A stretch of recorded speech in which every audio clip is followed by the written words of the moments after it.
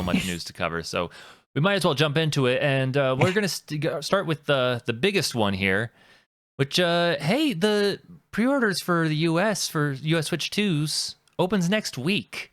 And Yeah, the price yeah, they seems to be finally staying the do. same.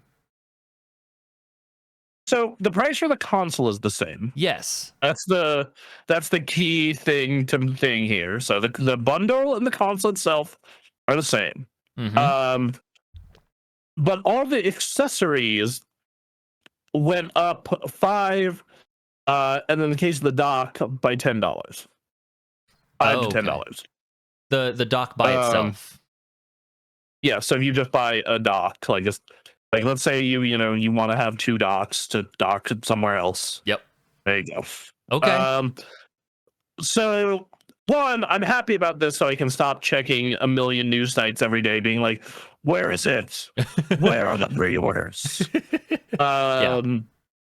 That's the first thing. One thing that is a disclaimer in this little news post they put out. Nintendo Switch 2 accessories will experience price adjustments from those announced on April 2nd due to changes in market conditions. It also said other adjustments to price of any Nintendo products are also possible in the future depending on market conditions.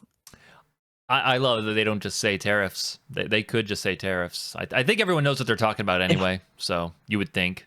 Yeah, they just don't want to piss off a probably bunch of very dumb people. Which, yeah, when you're as big as Nintendo is a certain percentage of your market. Yep. Yeah. Yep. Okay. Well, I mean, this seems pretty good. All the calls to drop the price on the video games themselves. I don't think that's going to happen. With the way the market is currently for just software development in general and how these games are getting bigger overall. Mm-hmm. No way. Someone did put something interesting into my brain for Mario Kart. Okay. Which is it's like that and Tears of the Kingdom Switch 2 edition, and I think 2 other games are $80 games, right? Right. That's it. Even Hong Kong Bonanza is an $80. I don't know if Metroid is $80. We don't have a price on it yet. Right. But with that in mind, they could be using this as an anchoring effect of oh, well, it's not as expensive as Mario Kart, and then you buy other games, more of them. Mm-hmm. So that's a thought in their mind. Huh. Yeah. I wonder. So, I don't know. All I know is this is good news for us, people who have been looking forward to a Switch and new Mario Kart, because that presentation was pretty damn good. What they're showing for the future of Switch 2 and Nintendo seems really good. So, yeah, no, I think that a lot of what they showed, I was very impressed by the hardware itself, the games they were showing. Donkey Kong looks incredible to me. Sure.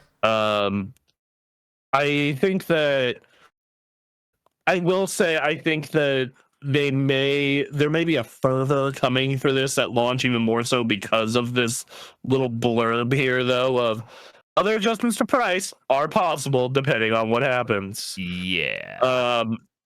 And then there has been a side news story kind of floating around with this. Okay. Which is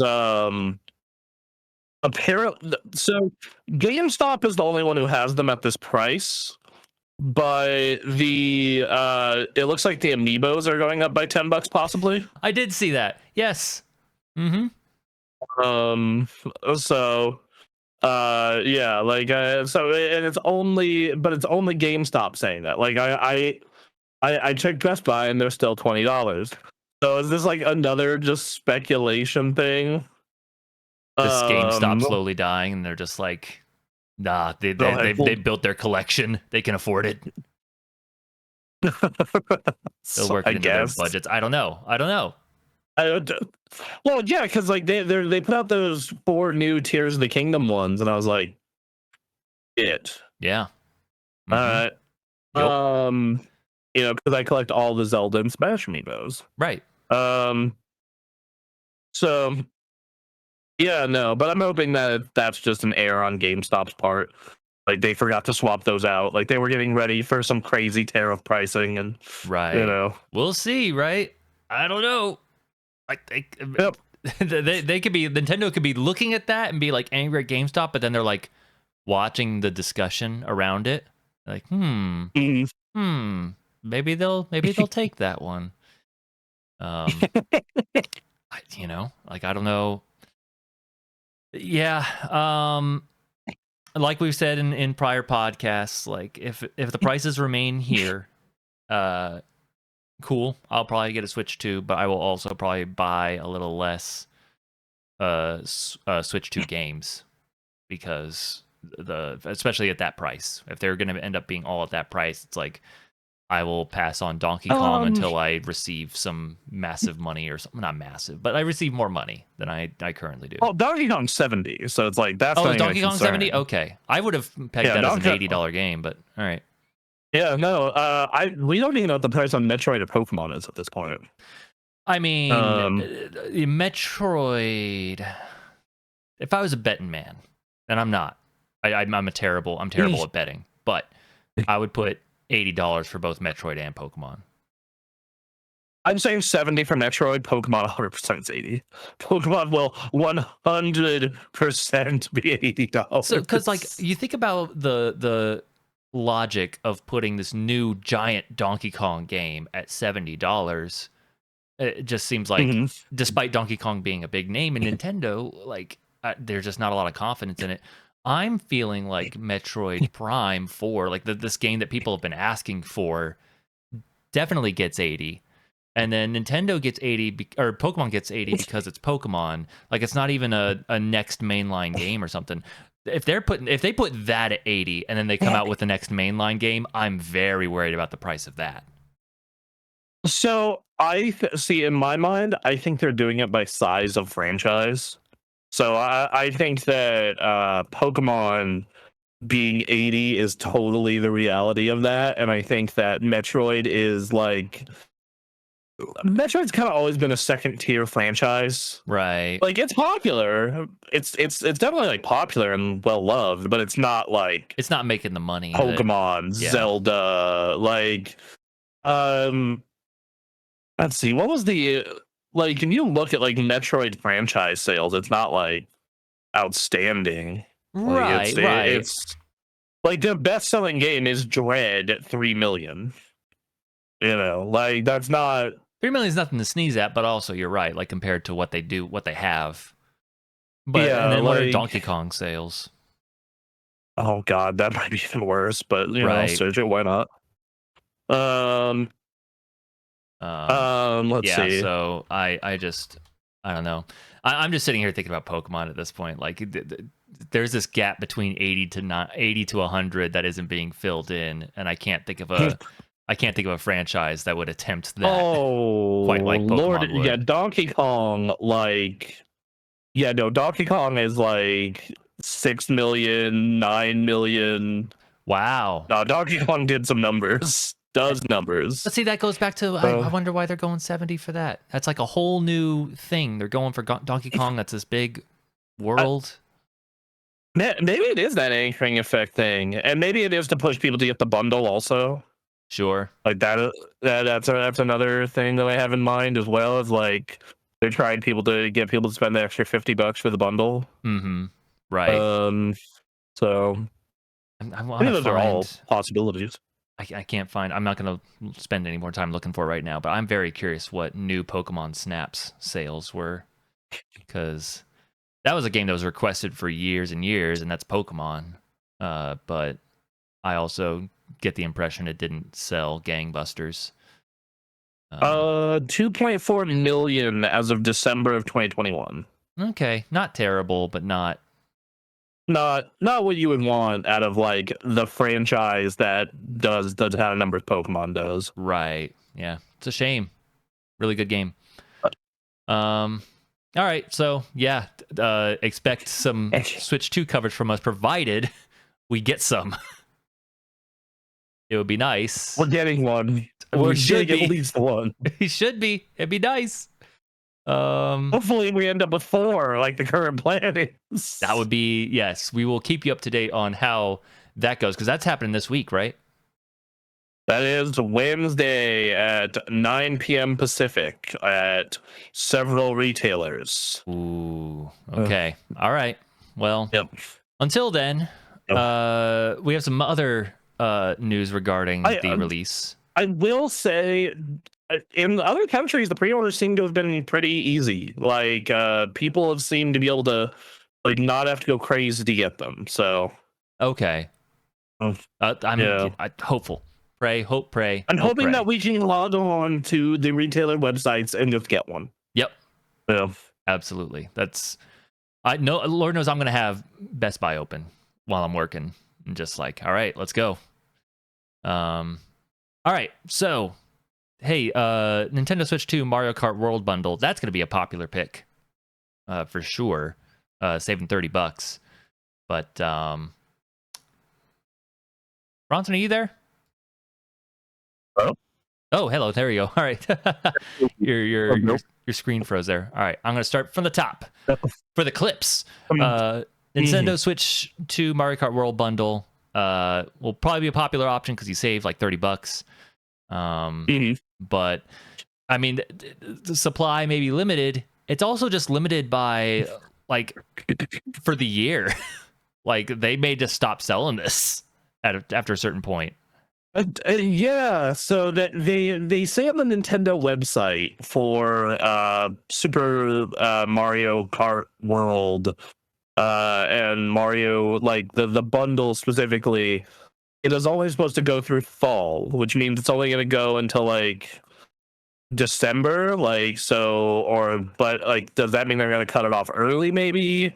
Yeah. Like, and it's just like, man. Is this because they have another bundle lined up for fall, or is this just a way for like, oh, you got to the party late, huh? Yeah, I guess you're gonna pay the extra $30. I mean, again, you're talking about a console that was expecting a certain amount of sales. Yeah, I think they're going to take advantage of that as like, here, if you did not buy our bundle before Black Friday and before Christmas rolled around, then you're not that crazy about trying to take advantage of the deal. So we're just going to remove give the us deal. $30. Yeah.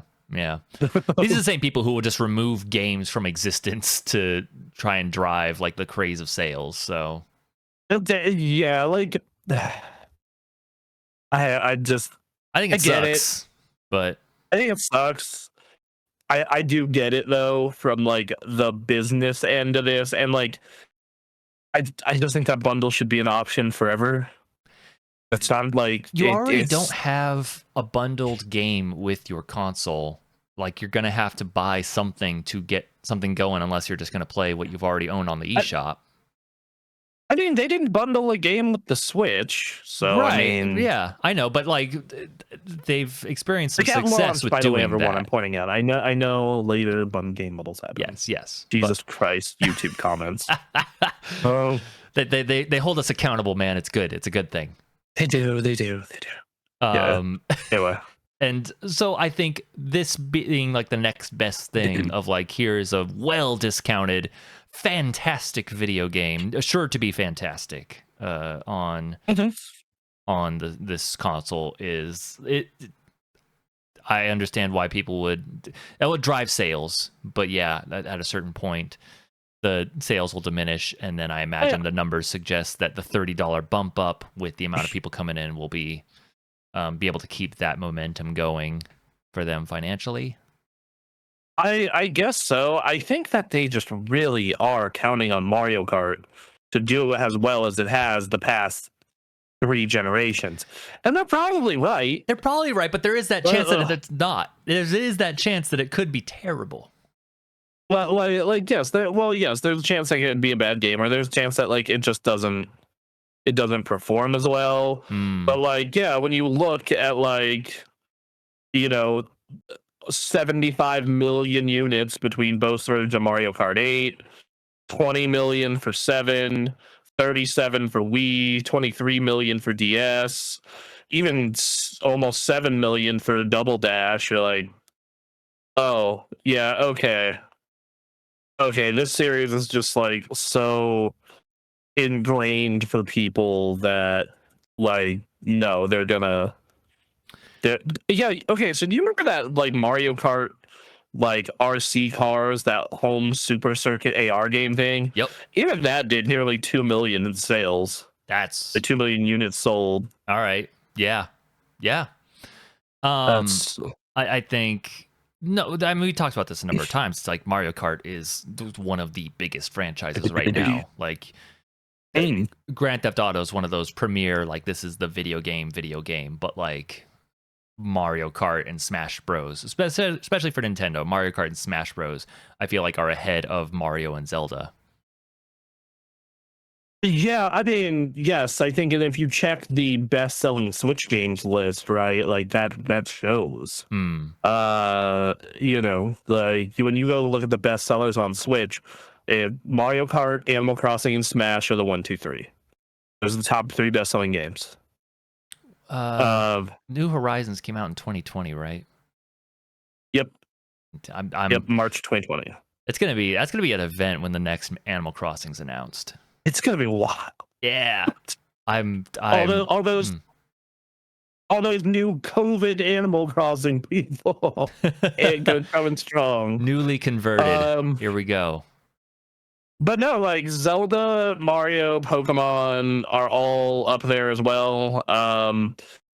You know, and people who buy Switches do buy games, but they specifically buy freaking Nintendo games.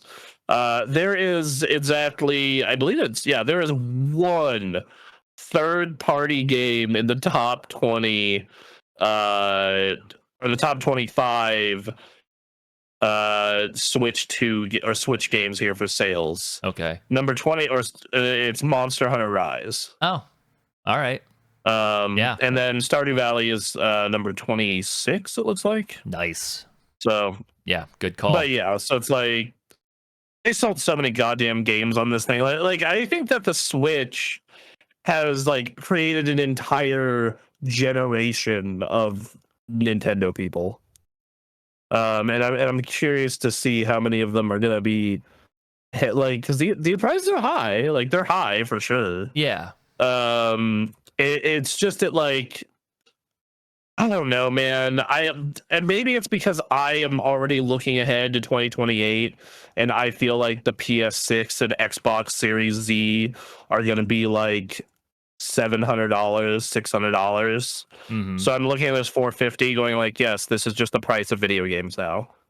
I mean, it Uh, is. Yeah. I think. I especially think, 450 is high, but even in terms of, like, we have to remember that the Switch one, like, Nintendo's been on this thing where, like, we're going to put out something that's less powerful than the other consoles, and we're just going to rely on the strength of our games and the strength of our brand, and it's worked for a good long time. When you think about, when the latest Xbox or PlayStation console releases, like, you're expecting $500, and that's going up.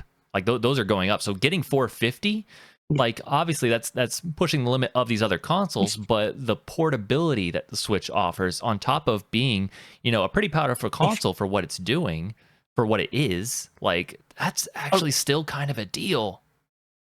Well, especially because, like, I keep like hearing complaints like, "Oh, I can't believe that's almost as much as a PS5." I'm like, yeah, but I can't like take my PS5 everywhere with me. Mm-hmm.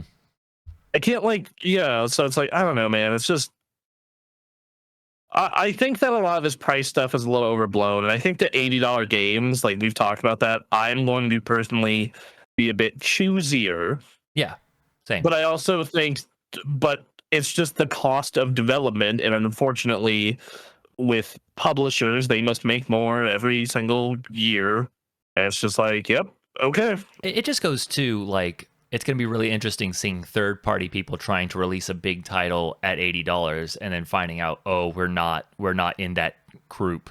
We're not like, I could see Madden and FIFA trying to charge that much, but like that's assuming that people want to play those games on that machine because I don't know, that's the only machine they got. They didn't get a PS5 or something for some reason.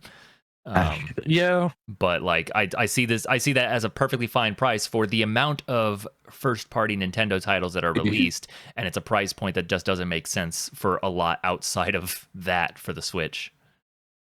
I mean, like, I think that $80 for Nintendo games specifically is fine in my mind because they're not like they haven't nickel and dime me in like horrible ways, in my opinion. Exactly, yeah. Like when EA is like $80 for Madden, I'm like, why are they making a bajillion dollars on Ultimate Team? Yep. Dickheads. Versus, and you still can't get the game right. Versus, like, Nintendo's like, we made a finished game with a ton of content. Mm-hmm. With a ton of content and all this other stuff. And it's like, oh well, like that's. And they have DLC, but like, a bunch of stuff is in that DLC. Like it's a lot of stuff, and all of their DLC that they've put out for most of these games so far, with the exception of Breath of the Wild, comes with their online pass. Mm-hmm. So if you're subscribed to NSO, right? Like I am, for their like $50 a year tier, which is also cheaper than their competitors by like a third of the cost. Mm-hmm. Like I think that you're getting more value there. As Nintendo says internally, respect the value. Right. Yes. Yeah. But I do think that, because like I feel like if this was a new Mario or Tears or like a new Zelda or even a new Smash, there would be like way less screeching about this also. Sure. Because what I keep hearing is like, it's just Mario Kart. It's just Mario Kart. And it's like, how are you not part of the group that? All right, well, yeah. All right, then that's just that. If that's what the people are saying that are criticizing this move, like, then I don't know how to tell you. So it's like Mario Kart is fucking huge. Yeah, like, and I bring up like, well, the possibility of GTA being possibly $100, mm-hmm. and they're like, yeah, but that's Grand Theft Auto. It's like a generational thing. I'm like, bro, I feel like there's a whole bunch of people who don't understand how freaking huge Mario Kart really is. Mario Kart and Smash Bros, man, I'm telling you. Like, and then they can charge $80 for the mainline Mario and Zelda games because the more hardcore crowd's definitely going to jump in on top of the people who are just fans of the franchise. And those games also sold amazing on Switch. They're both over 30 million. Yeah. And they're best in class video games. Right. So yeah. Yeah. No, anyway, I hope everyone's able to take advantage of this bundle while it's available. We'll see, what happens with tariffs, what happens with supply, as time goes on. I don't know. We'll see. There's so many pieces to this right now, and it's just, yeah. I do miss the pre-COVID world of Switch 1 and PS4 and Xbox Series or Xbox One, where it's just like, console is announced at set price. Mm-hmm. Everyone go, yay! And then enjoy game on console. Yeah. Versus now, where it's just a giant, yeah. And then you have the people who are just completely out of touch with reality, who thought this thing was going to be $300, and right. Yeah. I mean, I still think a lot of that drama is around the games more so than the console itself. But I don't know. Maybe you're seeing conversation that says otherwise. I'm seeing both. I definitely do see a lot more conversation about the game, but even then, like I said, I've been saying for years that if you want to put out finished, great video games with no microtransactions, and their quality products that are well polished, and you treat your employees well, I'll pay $80. I'll pay $100. Sure. I mean, I wouldn't buy a whole lot of games doing that just because I can't afford to. Either, but I'll buy a couple. But I would buy. I would still be buying from that studio more often than not, though. Sure. Yes.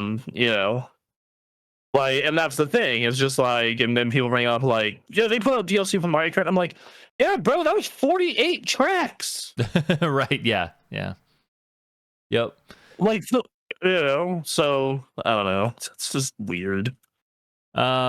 Speaking of weird, Mm.